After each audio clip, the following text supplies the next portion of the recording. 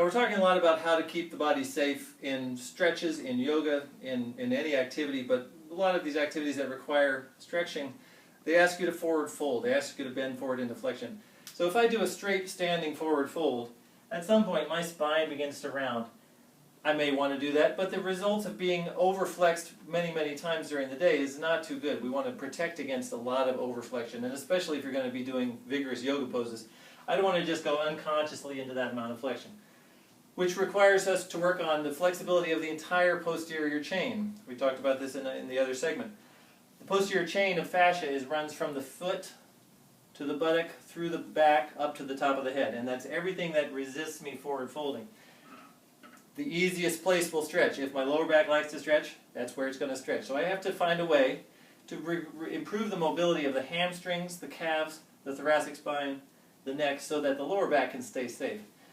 If I'm going to work on hamstrings in squatting, in forward folding, I'm going to come to as deep a squat as I can get, as deep a forward fold as I can get, and keep my back flat.